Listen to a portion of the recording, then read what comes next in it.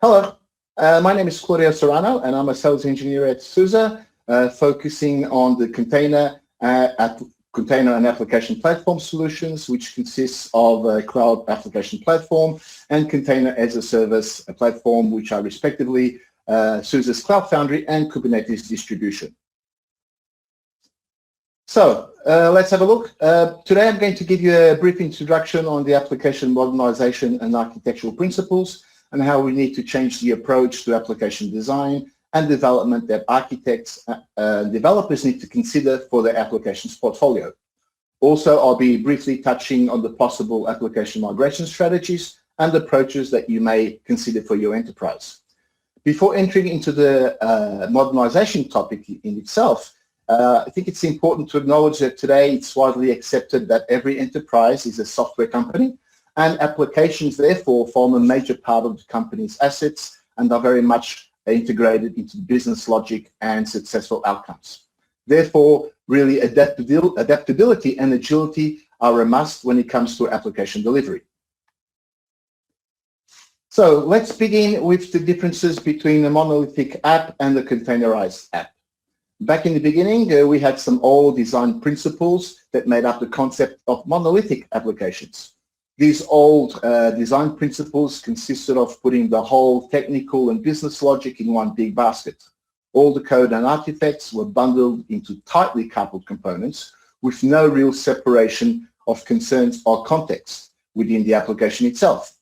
This is not a very modular approach, and this is why we refer to it as a monolithic or fat application. Whilst this is potentially okay in the very beginning, which is represented by the cute small elephant on the bottom left of the slide, nothing is permanent as change, and as business features and requirements evolve, the application delivery concept needs to adapt and keep up with the business requirements.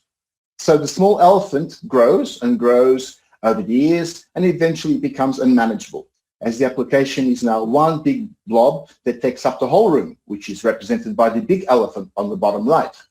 It's becoming increasingly hard to maintain, add new features, or be adaptable. In the application lifecycle context, this most certainly means that every time I make even minimal code changes, I'll need to have increased review, test, and QA cycles in order to see how such small changes are actually impacting the whole business delivery. The complex of app delivery, therefore, is substantially increased. In a monolithic app world, you used to have a complete operating system plus whatever other software, dependencies, middleware in order to have your application running. It was more complex to stand up another instance of the application itself. This is the opposite by using containers. We can modernize the applications by containerizing them. In its simplest form, and regardless of the technology used to build container images, a containerized application is a lightweight, self-contained with its own set of dependencies that you create and deploy it onto a container orchestration engine, such as on top of SUSE's Kubernetes container as a service platform. Apart from the core application modules, you may even containerize the databases or storages, and thus it also becomes more manageable from a development and operational perspective, like scaling it up or scaling it down, as an example. Although the maintainability and scalability is better by using containers, if the containerized apps are not built in proper design patterns and principles, then the apps will not be as productive or as efficient as they could possibly be. And that's what we're going to discuss in the next few slides. So let's look at the microservices versus cloud-native application and cloud-native architecture themes. What do we mean by these terms, and how do they differ from the monolithic and containers topic we addressed in the previous slide? Just like monolithic, microservices, which I'm going to shorten to MSA, is also an architecture design principle. But the main difference here is that we are breaking down our own application into very small chunks or pieces. These pieces, or chunks, let's call them microservices. Whilst breaking down the application into small chunks and converting them to microservices, we should be expressing it, and this is extremely important, we should be expressing it from a business context and not from a technical context. Therefore, when we are designing microservice apps or architectures, we need to have the relevant business product owner to tell us how the microservice can be autonomous, self-contained in its functionality, and deliver business value as its own entity. As mentioned, the microservice is self-contained, adaptive, and independent. And by being loosely coupled and autonomous, it can still work if things fall apart elsewhere within the application space. For example, if there's a change in load, we can just scale up or down this microservice for the resource that it needs, let it be memory, CPU, storage, or even nodes, and not touch the whole rest of the application or other integrated microservices. Nevertheless, a sole microservice by itself will not deliver complete business logic. It will still need to collaborate, integrate, and complement with other microservices to deliver the app functionality to your end users. Unlike the monolithic principle, which had all the dependencies and logic bundled into one, in which a single component failure could make the application unavailable, microservices are the opposite. Here, we are really implementing the decentralization concept, unlike the monolithic way. So, talking about the cloud-native application, which I'm going to abbreviate to CNA, otherwise it's a big mouthful, is another aspect of advanced or modern techniques in the application delivery architecture. Here, we are discussing about natively consuming the cloud in order to be proactive, responsive, and agile. I can write my own code regardless of how the cloud is processing in the background, and it's capable to understand it, use it, and leverage it in order to deliver the services requested by the code that I've written my app on. Cloud-native application drives more into event-driven architecture, so they're thus more autonomous, with automated capabilities, and diving into digital transformation with a smaller granularity, highly loosely coupled approach. It's more polyglot. This means that I can have a cloud-native application developed using Java, communicating with another CNA using .NET, and another CNA using Ruby or PHP. All of them will work together rather seamless. Furthermore, we're also embracing the hybrid and multi-cloud approach, both in the agility and portability of the CNA itself. For example, it does not matter if you're migrating from Amazon Web Services to Azure or vice versa, or even if you have an application with a microservice in AWS and another microservice in Azure. They will be communicating and working together and delivering business value to the application. So to recap, the 4 techniques that we've been talking about is monolithic applications, old concept and approach for developing and delivering apps, MSA and CNAs, modern techniques, really aiming for the edge computing and full digitalization of the business itself, and containerized applications. This is something that falls in between these concepts. One may look upon it as an intermediate step. For example, we may take a monolithic application and containerize it so that you may get immediate benefits before heading down and the microservices and cloud natives apps paradigm. Note that you can run microservices as containers, and you can run a cloud native application also as a container. So alongside containerization applications, you can combine this with other patterns in order to have your own target model or strategy of the application modernization. Next slide. So we talked about the general approach, but in reality, how is this architected and implemented? I'm not going to go into the monolithic apps because it's a well-known approach in the app delivery context. You have a VM and a physical server with its own dedicated operating system, networking, storage, database, all bundled up. So let's talk about common implementations for microservice, container as a service, and cloud-native applications.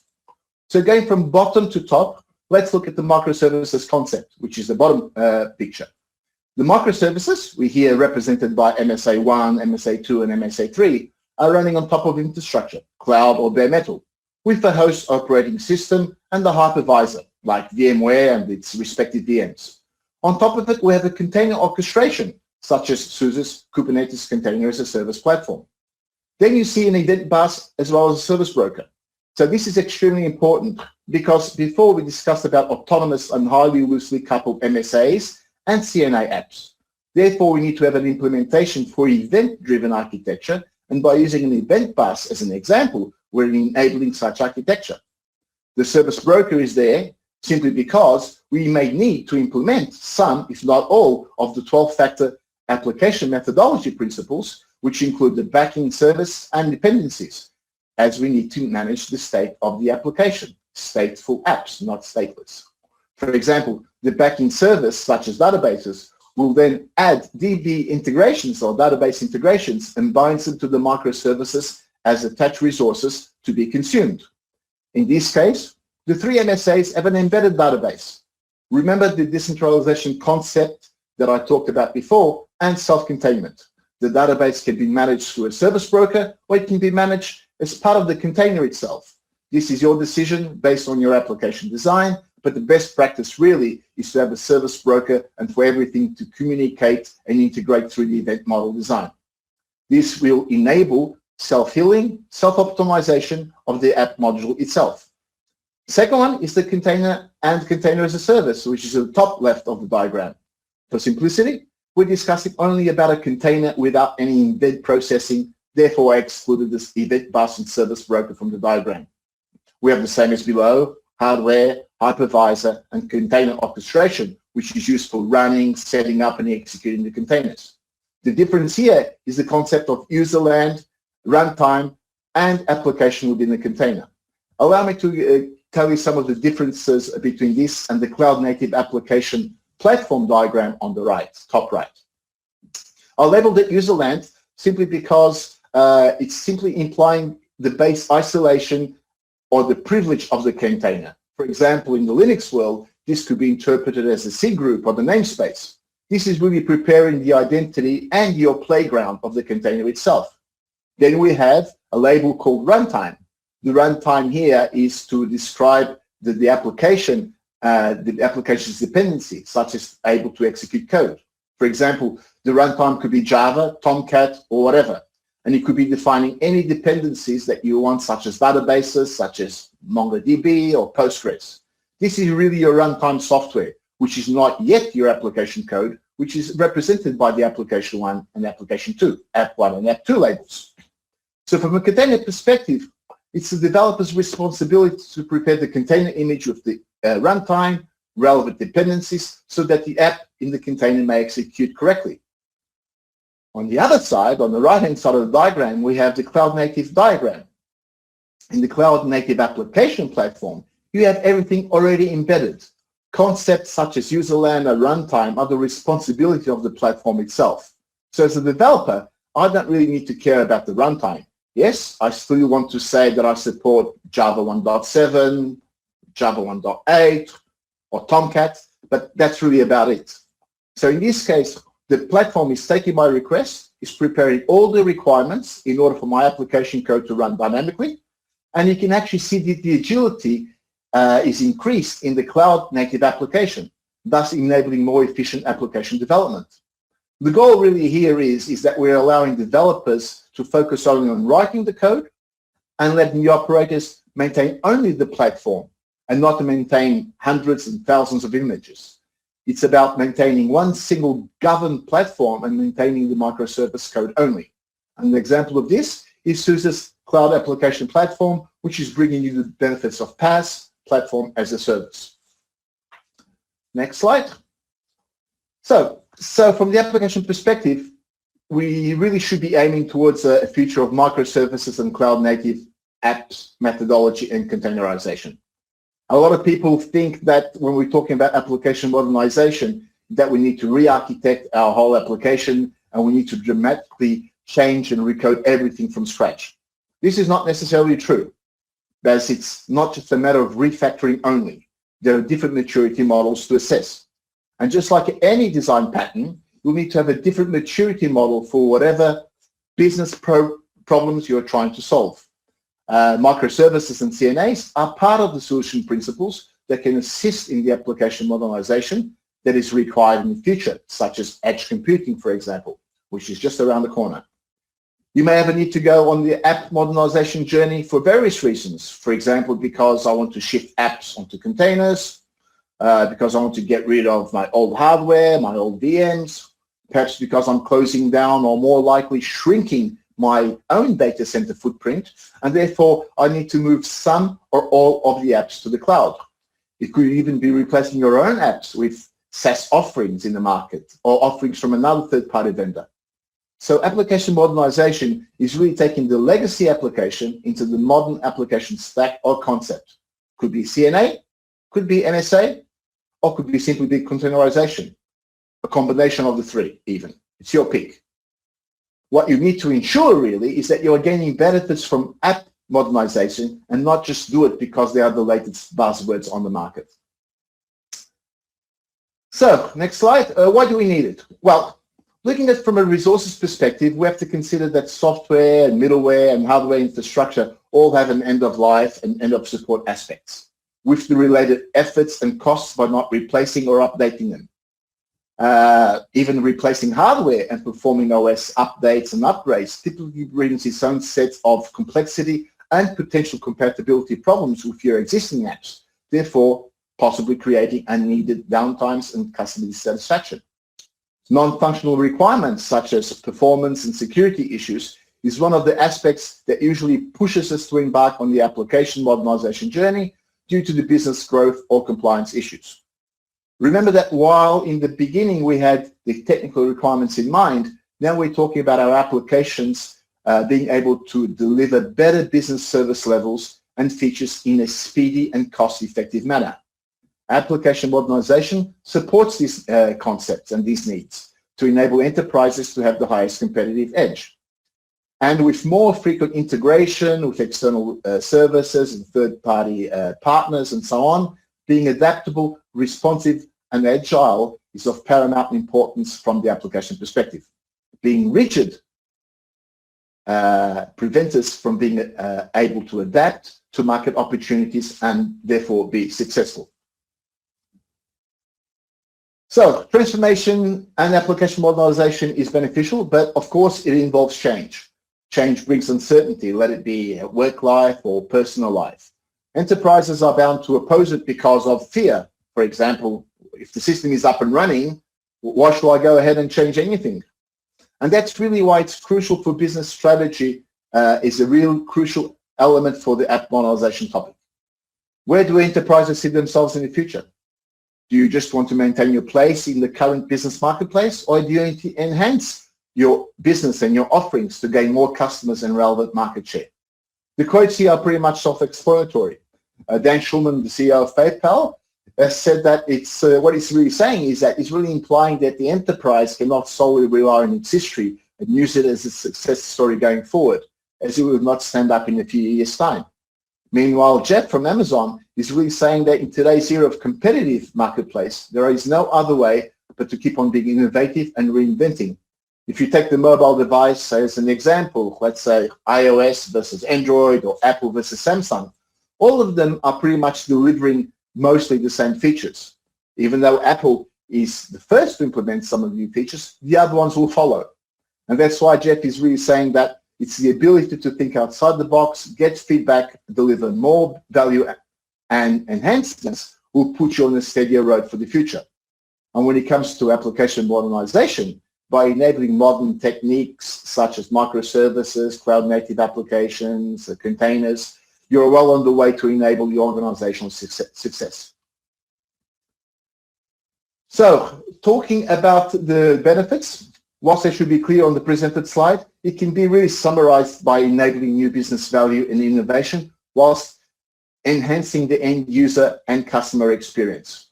Since we're moving in a fast-changing industry, as I mentioned before, it's crucial to be able to handle variable loads of our apps whilst keeping high levels of SLAs with high level of resilience and cost efficiency.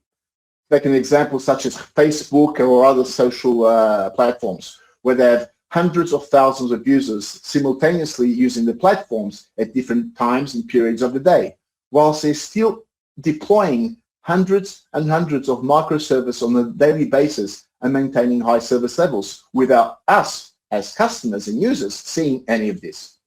Business governance is yet another benefit gained with app modernization from an integration and governance control points. For example, are we following the right rules and regulations applicable to our enterprise, industry, geolocation, and so forth? For example, I'm in Switzerland, and here they've got very, very strong country laws. Therefore, deploying innovative apps quicker and better is crucial, as this may prove a key differentiator to your competitors. This slide here is just some bullet points to reiterate the what, why, and benefits as presented before. Key takeaway here are cost reduction, business transformation, and increased innovation and automation. For the benefit of time, I'll move on, and you may review this slide later on during your presentation handouts. Okay, so we may look at 3 different approaches on the app modernization journey. Once again, it all starts with an assessment of your apps. And based on the complexity, you should be able to fit them into one of the following 3 categories. The first one is hybrid transformation. What do I mean by hybrid? Let's take a monolithic application as an example. Typically, the monolithic application has a back end and the front end, and here they are represented by UI and BE. In this case, we're only converting the backend services into a set of microservices. Note that we're not talking about a one-to-many mapping, meaning that we're not just taking each backend module and migrating and mapping it to a single MSA. No. We are really architecting the backend with a view towards a full microservices architecture. So before the transformation, we had one central database controlling the data of the whole application. The highest transformation benefit is that we're looking at decentralizing the data by splitting the data into separate and individual data stores and databases by putting in place several microservices as discussed earlier on.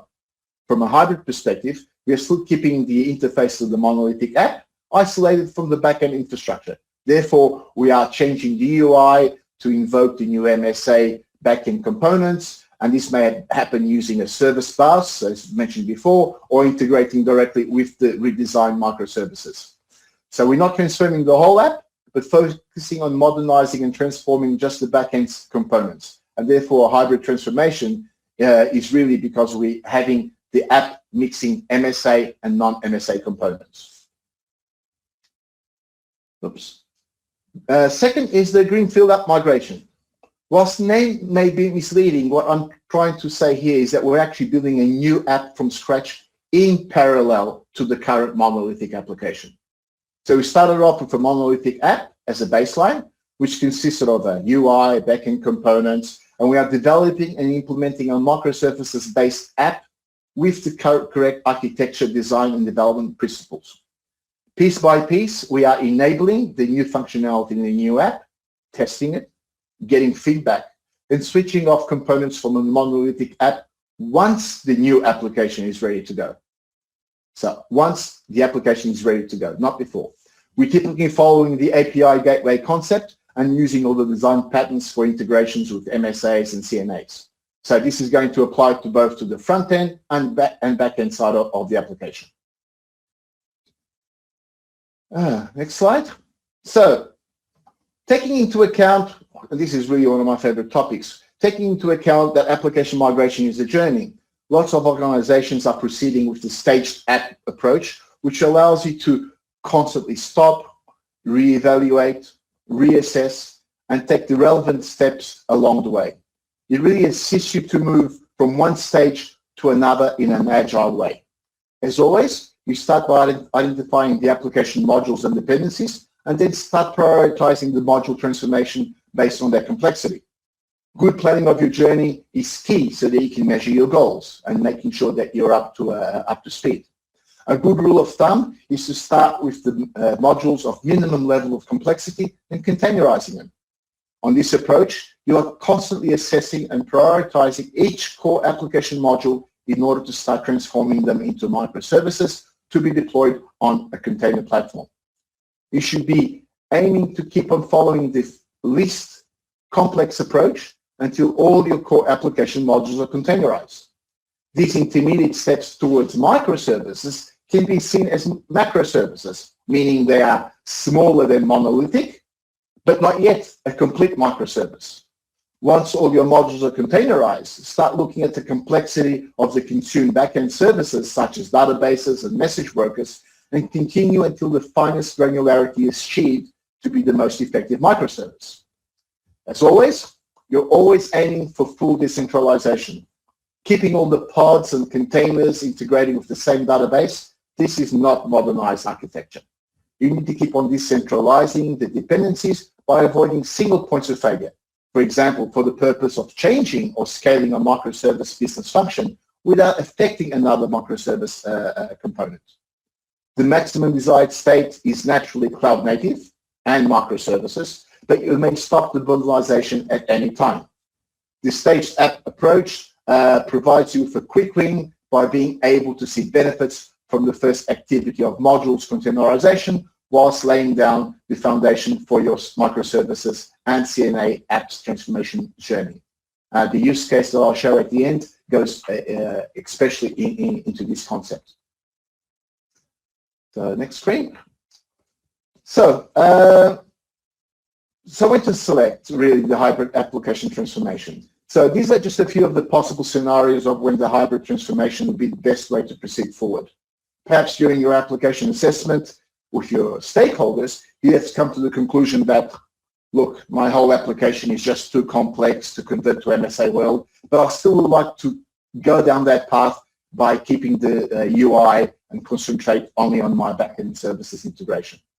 Or perhaps your backend services have rigid dependencies on external services and integrations and therefore cannot be done. Or simply because the underlying hardware still needs to host other applications, which is very common on the mainframe world. Screen. So I think the pros and cons slide reiterates topics mentioned. The key pros takeaways here is that we are adopting the microservices architecture, but with a far lower risk and unchanged usability from the end user perspective.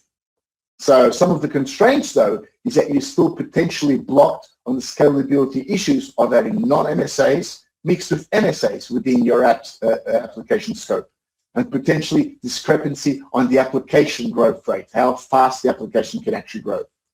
Furthermore, you'll have different platforms with different application development concepts to maintain and operate.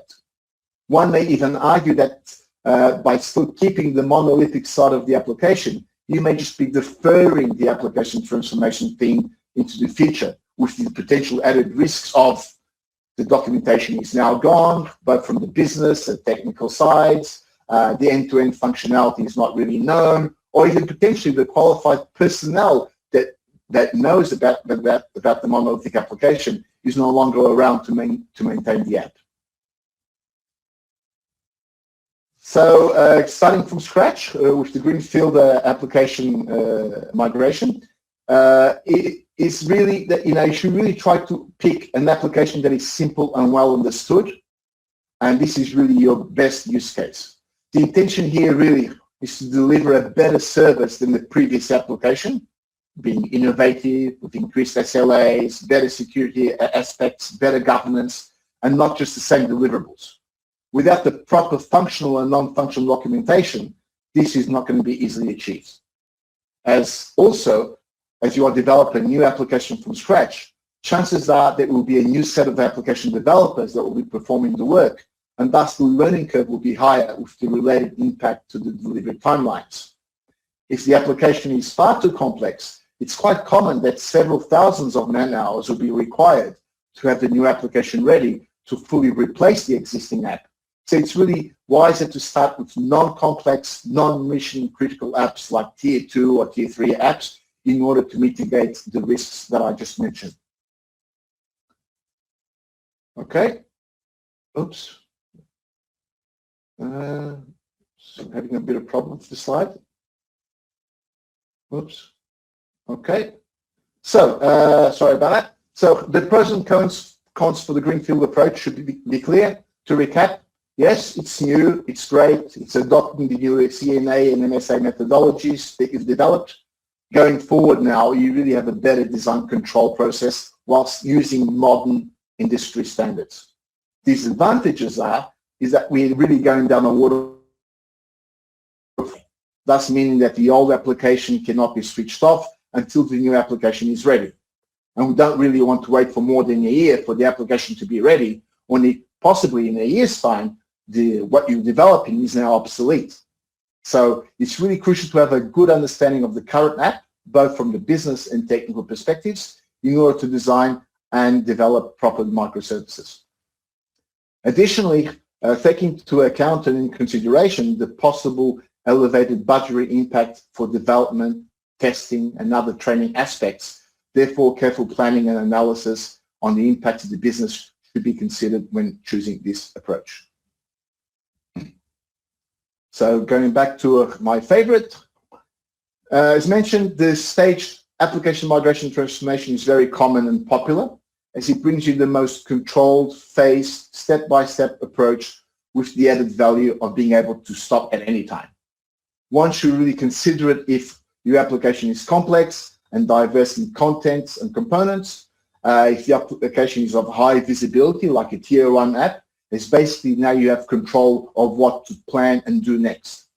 If you need to shrink your application's footprint, let's say that you're running let's say you're running your current application in 3 or 4 VMs, and now you want to shrink it down to a single VM or maybe several different containers. Or if your application has constant low change requirements. Perhaps even your final desired state is to add or replace certain application functionality by third-party integrations and providers, such as SaaS or PaaS. This way, what you're actually doing, you are moving, preparing, and enabling your application in the right direction for future integrations into cloud-native providers.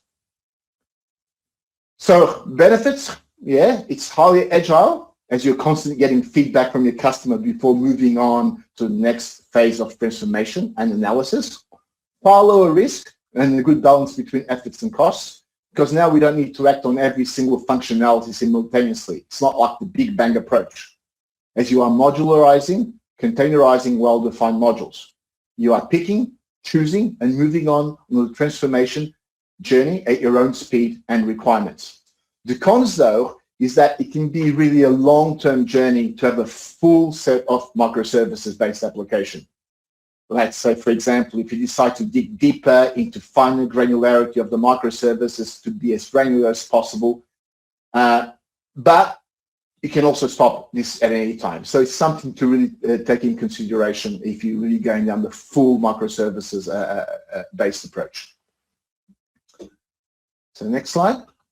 So to recap on the general guidelines, really, these are just very general, of course. So it really begins with a discovery application workshop with your stakeholders, meaning lines of business, application architects, product owners, application developers, where the discussions about current state of applications, the future visibility and future vision, plans and wishes are to be discussed and prioritized. Always choose simple, in the beginning, choose simple, low-risk, well-known applications, and consider, when possible, my favorite, which is the stage application approach, as you'll see quicker returns on your application transformation journey. Be very flexible, be flexible, and really avoid risky approaches when using microservices, CNAs, and containers when trying to reach your desired state. Step by step, with learnings along the way are really the key to success. So to finish off, I'd like to show you a basic candidate example for application transformation. There is a graphical representation in the next slides. Really, this use case is about a classic Oracle WebLogic application. Our aim here really is, with minimum effort, just configuration changes, is to containerize the core application, common shared libraries, and the LDAP integrations. We consider that the existing core app is split into 3 different artifacts as described in the slide, which you're going to review later in the handouts. Authentication and authorization is done by WebLogic's embedded LDAP with the backend connectivity to a Postgres database in failover mode. Once again, this is a cluster. So now this core application is now split across 7 different hosting servers. Both application 1 and application 2 UIs are using an HTTP server for load balancing and the proxy server activities. And this application is also interfacing with a DevOps implementation using the GitHub repo, Jenkins, and the Selenium framework for testing the applications. We call this the dev server, but we're not going to containerize this dev server itself. So as I mentioned, this is a graphical representation of the current WebLogic app before transformation and its architecture as per described in the previous slide. You can review this later and scrutinize it at will, of course. So when talking about suitable migration strategy, we're really talking about the quick win approach here, which consists of containerization of the application artifacts with no code changes. As I said, configuration changes, of course, are for connectivity, are naturally required and needed. In this case, we're really using SUSE's Container as a Service platform, which is the Kubernetes distribution from SUSE, in a high availability mode, deployed in 3 different data centers or availability zones, whatever you like to call it. In order to achieve a quick win, we're really using certified container images and registries in order to deploy the app modules, shared libraries, and open LDAP into different pods with the required number of replica sets to ensure application continuity in case of failures. We're using external storage for logs, WebLogic files, and for the Postgres database files. Continuing on, additional pods created also from certified container images are also going to be required for the rest of the integrations, such as NFS storage, database access, and the database server itself. The application access will be over Nginx, which runs on top of MetalLB load balancer, thus replacing the original HTTP server we had before in the previous application. We'll also be creating node port services on the Kubernetes cluster to route incoming traffic to the LDAP, storage, and DB access services. Pod 1s and Pod 2s will then use the node port services, and an additional load balancer service will be required for UI failover connectivity to the application instance. As I said, we're not taking into account the DevOps components, Jenkins, GitHub, and so on. This can be containerized later, but it's excluded for the time being from the core application target solution. This is a graphic representation of the WebLogic app after it's been containerized, after all the app modules and databases have been containerized. In it, you see that the placement of the app components in all the respective pods and the availability zones with the failover capabilities. Again, for the essence of time, we're going to, you may review this later during your specific handouts. So, what have we actually achieved? Well, we can see the immediate benefits such as infrastructure modernization and using application modernization concepts. We're enabling the journey into microservices and cloud-native transformation. We have reduced the infrastructure footprint and costs for a single application. We've also achieved simplified operations and management of the platform. As you probably noticed when you go through the handouts, we've had to put almost the same number of hosting servers. But note that the application footprint is now much smaller. And also we now have in place a Kubernetes platform in SUSE's Container as a Service in place, Container as a Service platform in place, that can be shared by other containerized apps in the future. So it's not longer just dedicated infrastructure for one application. As you can see, we're not really reinventing anything. It's almost like a lift and shift approach, as we're taking the benefit of modern techniques, such as certified container images, to achieve the initial goal.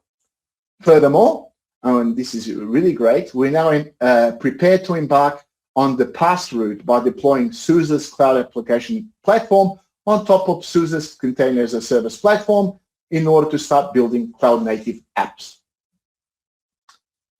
So I think, yes, I think we've come to the end. I think you're quite welcome to post your questions online, and I'll do my very best to respond to them individually. This is the general disclaimer. And basically, we've come to the end. I really hope that this introduction, really an introduction into the application modernization theme, because I can talk for hours about this, has been informative and provides you with a few guidelines and thoughts going forward. If you require any further information on how SUSE can help you with your application assessments workshop, because really that's where it all starts, please reach out to us. Now I'd like to thank you for your time and wishing you a good day and stay safe and well. Thank you. Bye-bye.